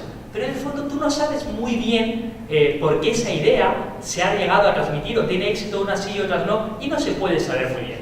Me llama la atención cuando yo pregunto a mis alumnos tipos de cosas como ¿cómo se determina el precio? Dicen, el precio se determina por coste de producción. Dicen, ¿qué es eso? ¿Por qué esa idea era de Marx? Esa idea es de hace 2 siglos. Y llevamos 2 siglos, no saben de economía, porque son de introducción a la economía, no saben de economía, no han estudiado nada, no han estudiado, pero han recibido una idea transmitida, una idea heredada que no han reflexionado. Eso empieza a ser un meme. Y a día de hoy, el gran reto ahora a día de hoy las redes sociales, el gran reto es generar nuevas ideas o generar memes. Bueno, esto es lo que a día de hoy entendemos por un meme, ¿no? Esa figurita de Facebook que tiene. Que lo que se quiere es, en el fondo, con el meme, lo que se quiere es transmitir las ideas. Bueno, y creo que sí que me va a dar tiempo a empezar a investigar a 3 o 4 cosas en las que, estaba preocupado por el tiempo y me puse más rápido de lo que quiero. Bueno, ¿qué quiero ver ahora en esta parte de las redes y las ideas? ¿Qué quiero decir con esto? Las redes sociales, en el fondo, redes sociales estilo Facebook, Twitter y demás, o redes sociales en el sentido de una sociedad, de lo que interconecta a todos los miembros de la sociedad, son muy buenas para intentar ver cómo transmitir ideas. La idea principal de esta segunda parte de la charla de las ideas es esa, ¿y cómo transmitimos ideas, ¿no? ¿Cómo conseguimos que una sociedad tenga nuevas ideas o cómo conseguimos inocular nuevas ideas? Si ya hemos dicho que son debates de hace 70 años, ¿cómo conseguimos hacerlo? Y para eso tendremos que estudiar cómo se van transmitiendo, cómo te llegan a ti las ideas o cómo se van transmitiendo. Y las redes sociales nos permiten una herramienta poderosísima. Y quizá este final de la conversación quisiera dejarlo en qué interesante la de cosas que se pueden hacer ahora para intentar rastrear la genealogía de las ideas. Cuando he hablado de la genealogía de las ideas, hay una tesis doctoral de una profesora, amigo mío, que es el profesor Calzada, que hizo una tesis doctoral que consistía en saber qué autores habían influenciado a un autor. ¿Y qué tuvo que hacer? Cogió, se fue a los registros de este autor del siglo XIX y dijo, ¿qué libros ha leído este señor? ¿Qué libros hay en el registro de que este señor tenía en su biblioteca, que donó a otra persona, luego la biblioteca sí que quedó en el registro entre sus libros? Muy bien, ahora que sé qué libros ha leído, ¿qué libros han leído los libros más importantes de este libro? Entonces se iba a la biblioteca del anterior y empezaba a ver qué libros habían leído estas personas. Luego tenías que leer parte de esos libros, ¿a qué libros citan estos libros? Y volvías a hacerlas. Claro, ese trabajo tuvo un resultado bastante espectacular, porque un poco el objetivo del trabajo era demostrar que efectivamente la escuela liberal de pensamiento había nacido en España, en la escuela de Salamanca, y las raíces del pensamiento español y del pensamiento liberal austriaco y luego anglosajón, tema apasionante, pero claro, el ejercicio era increíble, es que ir libro por libro, leyendo hacia atrás y leyendo hacia atrás. Ahora frente a eso, ¿qué tenemos? Ahora tú googleas el nombre y quién tuvo la primera idea y empiezas a googlear hacia atrás. Las redes sociales nos dan un instrumento poderosísimo para empezar a descubrir quiénes son los padres de las ideas. Es decir, ahora mismo, cuando se produce en Facebook o en Twitter, tú intentas descubrir quién ha lanzado el meme, puedes empezar a rastrear hasta atrás hasta ver dónde nació el meme o dónde nació la idea, que es muchísimo más idea. Ahora voy a ver, como sí que tenemos algo de tiempo, sí que voy a intentar buscar. Primero, 4 o 5 herramientas para intentar descubrir de dónde vienen las ideas. Primero, transmisión de tweets. No sé si han visto ese... Ahora lo vemos, ¿vale? Luego me meto aquí lo vemos. Nombramiento de palabras en blogs. Podemos ver qué palabra podemos buscar en Google y ver la idea de, por ejemplo, tengo que estar atento. Buscaríamos en Google en Ecuador cuántas veces se nombró salvaguardia en el año 2013. ¿Cuántas en el año 2014? Algunas más. En el año 2015 se disparó. De repente podemos investigar que esta idea se ha convertido en una idea poderosa. Nubes de palabras. Habéis visto muchas veces en los blogs aparece esa parte a la derecha en la que cuanto más veces se nombra una palabra, más grande aparece y te aparece la nube de la palabra. Lo que te están diciendo ahí es qué ideas, de qué conceptos estamos hablando en esta conversación. Cuando se produce el debate político, muchas veces te producen los dos candidatos y qué palabras se han nombrado más veces. La palabra que has nombrado más veces es la idea más importante que estás transmitiendo, ¿no? Las nubes de palabras, que estoy seguro que han visto muchas veces, también son. Esta me parece divertidísima. Yo cada vez que tengo que buscar con esta, sabéis que cuando buscas en Google despacito a veces te aparecen sugerencias, ¿no? Quizá quisiste decir, claro, o sea, hay veces que uno se encuentra con unos resultados, eso Google lo produce en base a lo que otra gente ha buscado antes que tú. Si una gente ha buscado un concepto de otro, el que más veces ha buscado. Luego, hay muchas veces que tú buscas, es bastante divertido con los personajes o con los políticos, ¿no? Buscas tal político y de repente te aparece directamente corrupto. O sea, Google ya te está diciendo que la mayor parte de las personas que han buscado por él piensan que es corrupto. Luego, mirando los resultados de la búsqueda de Google, nos está transmitiendo la idea de qué idea tiene nuestra sociedad de este concepto. Hay un diccionario maravilloso que es el Diccionario Ideológico de Llamazares. El diccionario ideológico es un diccionario de ideas. El señor Llamazares ha construido, y creo que en nuestras lenguas también lo existen, y creo que en español hay alguien más que ha construido el de Llamazares, y yo solo conozco el de Llamazares. Llamazares hizo un diccionario en el que ponía una palabra y ponía toda la familia de ideas que están relacionadas. De tal manera que dices, oye, este concepto se relaciona con todos estos otros conceptos, ¿no? Economía, te ponía dinero, presupuesto, familia, pobreza, riqueza. O sea, la palabra economía, ahorro, se relaciona, el universo de ideas relacionadas son todas estas. El diccionario de Llamazares lo hizo a partir de la lógica, ¿no? De lo que él creía. Pero sin embargo, Google nos está proporcionando de manera automática una especie de diccionario de ideas relacionadas. Si tú buscas tal palabra, la sociedad lo relaciona con tales otras, lo cual es maravilloso. Porque nos quiere decir qué concepto tiene una sociedad de tal palabra o tal otra. Google Books en GraphViewer, Google ha hecho una cosa, Google tiene esta parte de Google Books, en la que ha indexado miles de libros, ¿no? Y ahí tiene todas las palabras de todos los libros. Bueno, Google Books, con el Google Books en GraphViewer, puedes ver perfectamente cuántas veces se repite en un concepto, cuántas veces se repite la misma idea. No sé si me estoy explicando. Tú coges, y Google ha escaneado todos los libros que tiene en Google Books. Entonces tú le preguntas, Google, ¿cuántas veces se ha repetido la palabra riqueza en los libros? Y te dice, mira, en 1810 solo se nombraba en el 2% de los libros. En 1830 en el cuarto. En 1800... Estoy seguro que si tú le preguntas a Google ahora mismo, Google, ¿cuántas veces se repite el concepto Santísima Trinidad en los libros que se han publicado del 2000 al 2015? Muy poquitas. No es una idea, no es un concepto que está en nuestra sociedad como muy importante. Google, Santísima Trinidad, ¿cuántas veces se repitió del año 1800? Bueno, mejor que Santísima Trinidad, Inmaculada Concepción, del año 1808 a 1850. Muchísimas. El dogma de la Inmaculada Concepción de María era el debate intelectual, el debate importante de los teólogos en el siglo XIX. Luego se proclamó el dogma 1860, si no me equivoco, ¿no? En torno, o el dogma de la Inmaculada Concepción. Ese era un tema de actualidad, era ese el tema sobre el que los teólogos, la gente más brillante de su tiempo, uno se metía teólogo, o sea, el hijo listo de la familia no se hacía economista, el hijo listo de la familia se hacía teólogo, porque era lo que hacía la gente lista. El hijo bruto se hacía guerrero y el otro se quedaba con el arado. La gente lista, los mejores esfuerzos de la sociedad, hasta el siglo XIX probablemente, se dedicaban a debatir cosas como el dogma de la Inmaculada Concepción de María. En el siglo XXI, nadie escribe sobre el dogma de la Inmaculada Concepción de María. No es un debate actual, no se debate en la televisión, vamos a debatir sobre eso.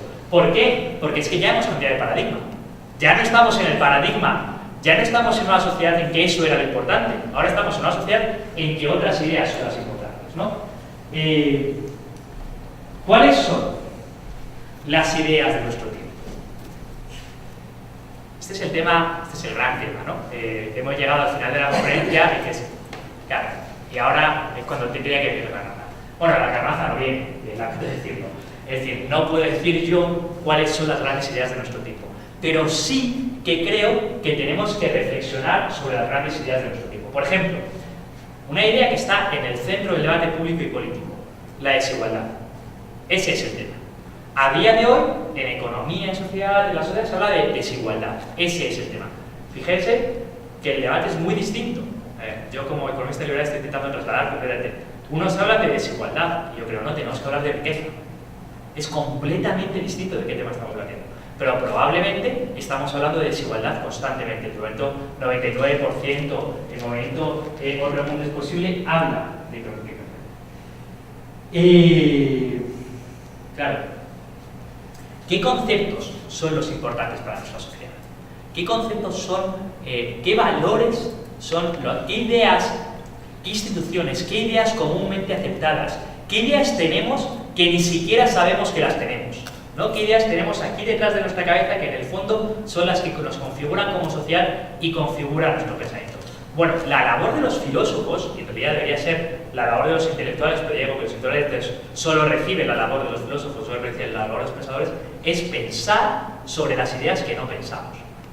Como dice el título de un libro muy bonito, pensar lo impensable. Pensar sobre aquello que no pensamos. ¿Qué hacen los filósofos de siglos? Una ontología. ¿Qué es la ontología? La ciencia del ser. Pensar sobre el ser. ¿Qué es el ser? Ese tipo de ideas. Y hay muchos caminos, bueno, ¿qué quiero decir con esto? No voy a decir la idea de que Dios ha muerto, o que Dios ha muerto en nuestra sociedad, porque eso tiene mucha gracia, que mucha gente que lo dice como una gran novedad, y lo dijo Nietzsche a finales del siglo XIX, otra vez, que hace 130 años que ya se dijo esa idea tan original, y ves a los adolescentes, les ves con camisetas de Dios ha muerto y dicen que... Pero, por ejemplo, purgatorio. El purgatorio ya no existe, ya no es parte de nuestra sociedad, ya no configura parte de las ideas. El mero concepto de pecado difícilmente configura parte de la sociedad que somos hoy. Honor, el honor y la honra es lo que hacía todo el pensamiento, en eso sí que aquí como español te voy a decir, todo el pensamiento castellanista era la honra y el honor. Eso eran los dos grandes conceptos, que además son dos conceptos distintos, uno es horizontal, el otro es vertical.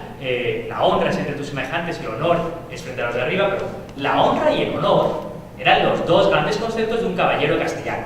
Eso era lo que transmitía el mundo. A día de hoy, ¿quién habla de honra?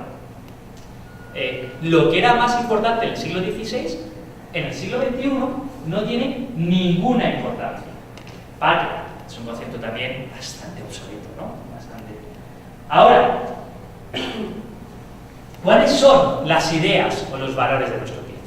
Nuestro tiempo siempre me da la sensación, y digo que lo que estoy diciendo, bueno, debería haber puesto un signo de interrogación detrás de cada una de estas palabras. No estoy diciendo que estos sean los conceptos de nuestro tiempo. Estoy diciendo, pensemos cuáles son los conceptos de nuestro tiempo. ¿Qué ideas viven inmersas en nuestras sociedades? Todo político que habla nos va a hablar de progreso. Progreso, la idea de avanzar, la idea de futuro prometedor, la idea de que el futuro es mejor que el pasado, es una idea muy de nuestro tiempo. La idea de riqueza, la idea de conseguir, acumular, tener, es una idea muy de nuestro tiempo. Moderno es un adjetivo positivo. Fíjate tú, en el siglo XVI, en el siglo XVII, alguien decía algo moderno, era peyorativo, era como, ¿qué estás inventando? No es bueno inventar. Hay una frase de Unamuno, de los españoles, que dice eso de que inventen ellos. Eso de inventar, no te pongas eso. Tecnológico, si algo es tecnológico es bueno. En nuestra sociedad, tecnológico tiene una concepción. Bueno, sí, voy a ir a conclusiones y luego vamos a hacer preguntas y luego un poquitín más. La conclusión es obvia. Las ideas son lo más importante. Lo son todo. Todo lo que configura nuestra sociedad son las ideas que tenemos. No hay nada más importante que esto. Entonces, si queremos tener... bueno, se me ha olvidado nombrar el libro de Antonio Escotado. Escotado, después de escribir la historia general de las drogas, escribió Los enemigos del comercio. ¿Qué es Los enemigos del comercio? Los enemigos del comercio es una historia del pensamiento económico y de la filosofía en 1500 páginas para reflexionar sobre y divide a la humanidad en dos bandos. Aquellos que son partidarios del comercio y aquellos que son enemigos del comercio. Otra vez un poco las mismas ideas de Ted McCloskey, ¿no? Entonces Escotado te va demostrando cómo los distintos autores, algunos empobrecen la humanidad, puesto que tiene una idea negativa del comercio, negativa del intercambio, y otros enriquecen la humanidad, puesto que tiene una idea positiva del comercio o positiva del futuro. Pero en el fondo, en todos estos autores también tienes que ver, ¿y este señor piensa que el futuro es mejor que el pasado o no? Porque si vivimos en una sociedad que no cree que el futuro es mejor que el pasado, el futuro no será mejor que el pasado.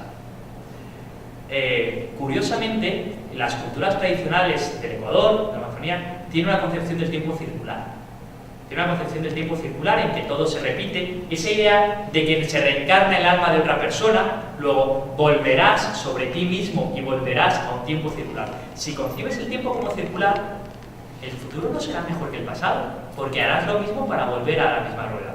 Luego, la idea del tiempo que tengamos, la idea de comercio que tengamos, la idea del futuro que tengamos, la idea de los semejantes que tengamos, serán los que determinarán en qué sociedad viviremos.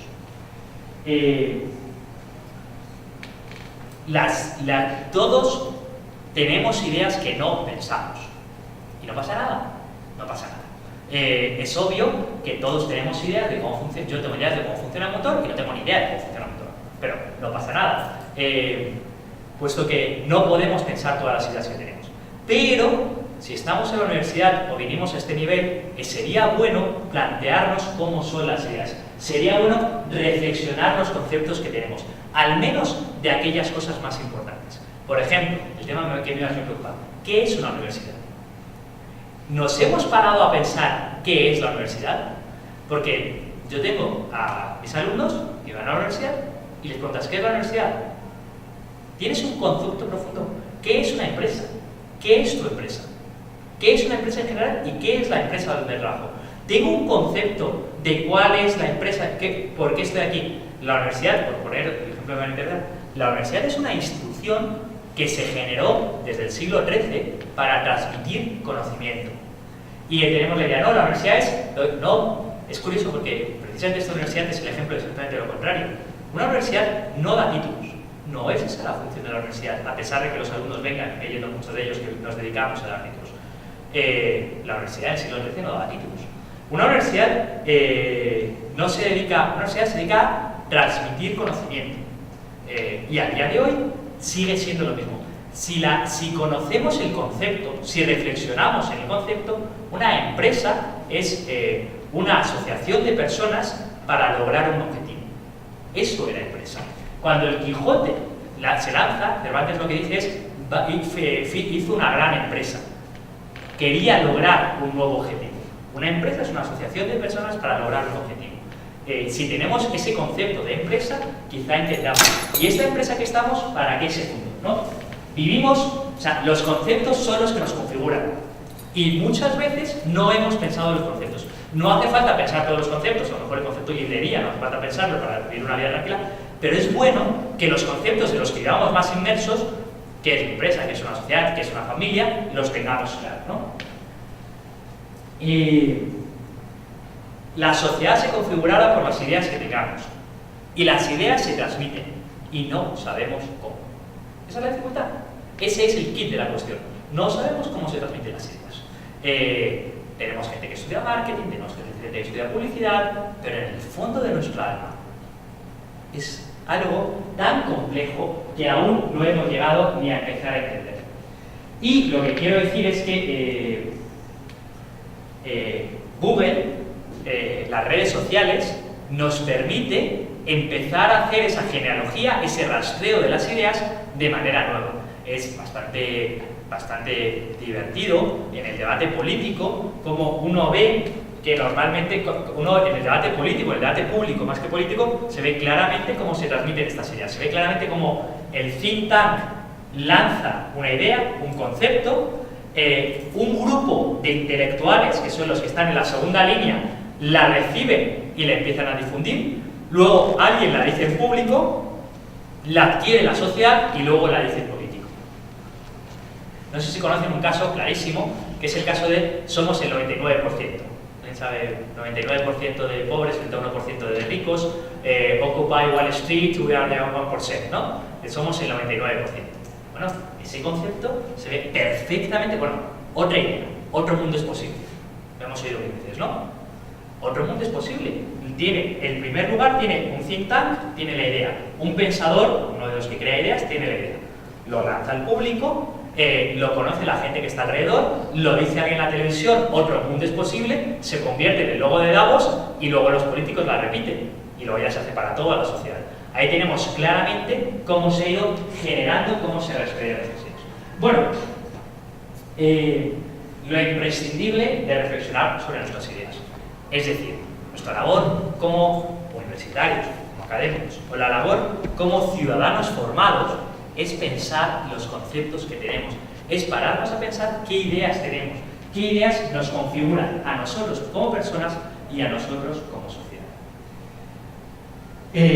Sí, a mí me encanta la conjugación de estas dos frases, casi para terminar. Empezamos con Platón. Platón, el primer filósofo de la historia, cuya frase es las ideas son la fuente de todo. Es decir, toda la conferencia que he dado es completamente platónica, todos son ideas. Y lo divertido es la frase de Whitehead, que escribe una historia de pensamiento filosófico, y dice: toda la filosofía occidental no es una serie de notas de media página de Platón. Es decir, lo que dijo Platón y luego todos los demás solo lo comentaron, ¿no? Un comentario de lo que él dijo. Porque, en realidad, lo único importante, desde tiempos de Platón, hace 2500 años, hasta el día de hoy, son las ideas. Eso era todo. Hasta aquí hemos llegado.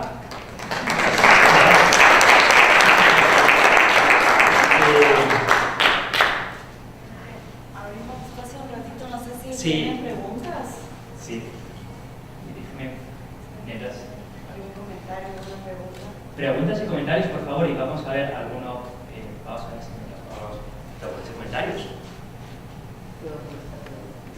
Yo, si nadie tiene, yo sí quiero aprovechar. Tú nos hablas de o sea, que no sabes cómo hacer la transmisión de las ideas, pero al mismo tiempo nos cuentas que ahora tenemos toda la exposición a medios, a redes, y un poco me suena contradictorio, porque es la transmisión de ideas para mí hoy en día. Sí, estoy de acuerdo en que ese es el camino por el que transmitimos ideas, pero lo que yo no sé y no creo que nadie sepa a día de hoy es cómo conseguir que un vídeo sea viral, cómo conseguir que algo sea popular, cómo conseguir que esas ideas triunfen. O sea, todos podemos hacer, o sea, empresas, publicidad que intenta hacer un vídeo viral, las hay muchas. Que lo consiguen, ya son mucho menos, ¿no? Ese es el camino, sí que sé, lo que creo que nos falta buscar es la clave, cuál es exactamente el punto que nos llevaría, ¿no? Si quieren, voy a buscar, vamos a buscar en Google, vamos a ver algunos ejercicios. Conoce la historia de Jesse Charlie Hebdo, los atentados en París, ¿no? ¿Sí?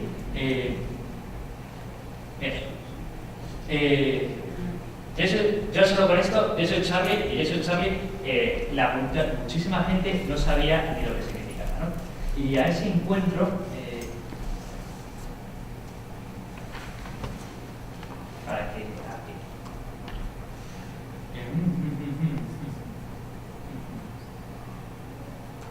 A ver, si lo encuentro ahora mismo, se lo enseño. Ahí lo tenemos. ¿Han visto este tipo de mapas? Para ver lo que estoy hablando. De lo que estoy hablando. En este mapa, sí. En este mapa, se va viendo. En ese mapa se va viendo cómo Jesse Charlie, ¿no? Ocurrieron los atentados en París. A alguien se le ocurrió que era una buena idea transmitir Jesse Charlie, que el concepto que queríamos transmitir frente a ese atentado era todos somos Charlie. Bueno, Twitter es capaz de ir viendo dónde, por geolocalización, dónde se tuiteó por primera vez Jesse Charlie, y una vez que dónde se tuiteó por primera vez, dónde se va transmitiendo por todo el mundo y cuántas veces se va transmitiendo. Luego somos perfectamente capaces ese mapa, sí, pero ese mapa es un vídeo, no sé cómo conseguir para ver el vídeo. Ese mapa es un vídeo en realidad. No sé cómo conseguirlo. ¿Cómo se llama? Un GIF es mucho más fácil, ¿no? Luego somos capaces de ver dónde nace una idea y somos capaces de ver cómo se transmite. Y esto estamos hablando de ideas que se transmiten en segundos, no estamos hablando de ideas que se transmiten. Sí, a ver si conseguimos. No sé si alguien tiene alguna otra pregunta mientras encontramos el mapa. Lo que quiero decir es, si alguno de vosotros, o sea, la idea ahora es, si alguno, primero, ¿qué ideas tenemos? ¿Cómo vamos a conseguir nuevas ideas? Si alguno tiene una idea, una muy buena, ahora en Twitter o en Facebook o en Google, puede rápidamente, en Google es muy fácil, en Google tienes la posibilidad de buscar por periodos y con comillas para decir quién dijo la frase exacta.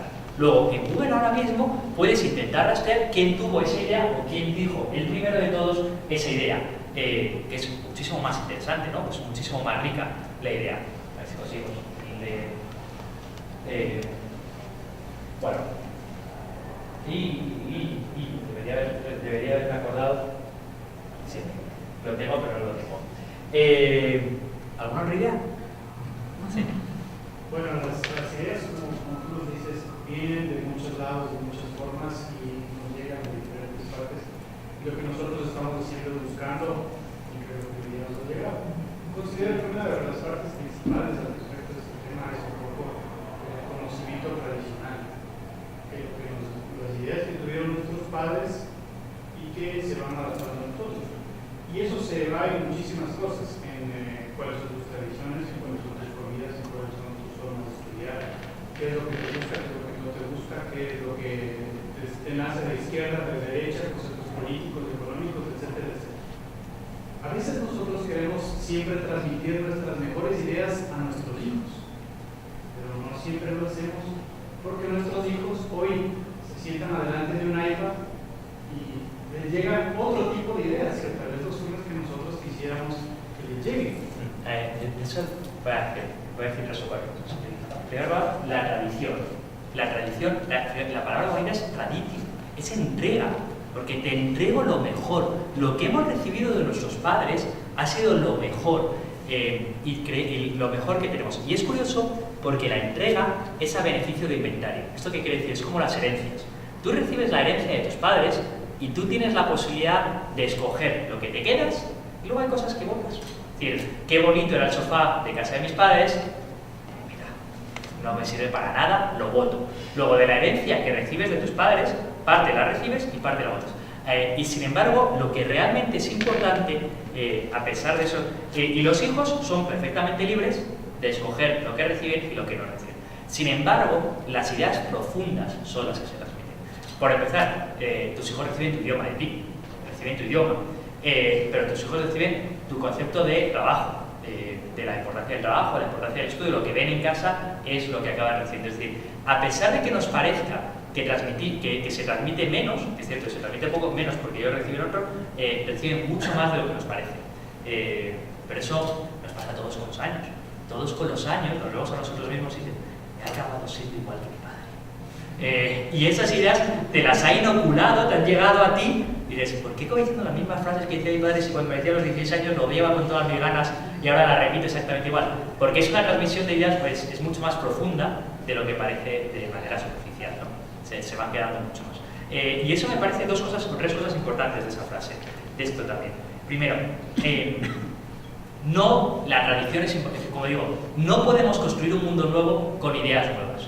No es una buena idea ser utopista, no es una buena idea. A mí cuando la gente dice, yo insisto mucho cuando la gente dice, otro mundo es posible. No, yo no quiero otro, yo quiero este mundo. A mí me gusta este mundo, yo quiero este mundo mejorado. Pero no otro mundo. Esa idea de vamos a sentarnos a diseñar ideas nuevas es obviar toda la tradición. Es decir, la tradición está ahí por algo. Las instituciones están ahí por algo existe. Por algo el castellano se habla de esta manera y por algo. La idea de voy a inventar un idioma de cero, voy a inventar el no es una buena idea. Luego, todo avance que hagamos en la sociedad se tiene que producir desde donde estamos. Y estamos con toda la herencia de nuestros antepasados. Y hay veces que nuestros antepasados nos transmitieron ideas positivas y hay veces que nos transmitieron ideas negativas. Entonces también, como nosotros como personas y como sociedad tenemos que elegir la idea de la honra y del honor, a lo mejor no es una idea muy útil en el siglo XXI, no es la que queramos tener. La idea de que el trabajo es bueno es una idea muy útil en el siglo XXI.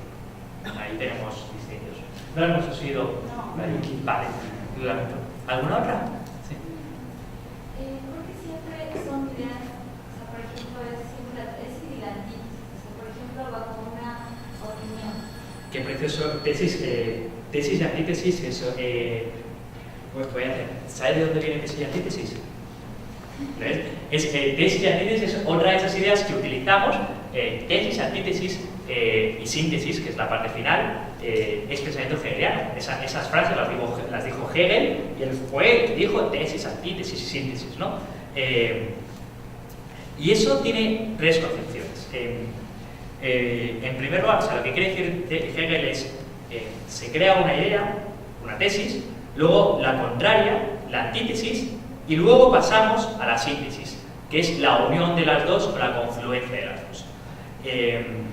Y esto es bastante interesante porque lo que te lleva a pensar es cualquier debate que tengas a día de hoy, en el futuro, tú y el que estás debatiendo llegarán a una síntesis. Los que heredarán este debate lo heredarán en forma de síntesis. Lo importante es lo que tú y el que estáis debatiendo tienen en común. Porque en el fondo, lo importante es que tú y el que estáis debatiendo el mismo universo de ideas, en el mismo paradigma. Y por tanto se transmite a aquellos.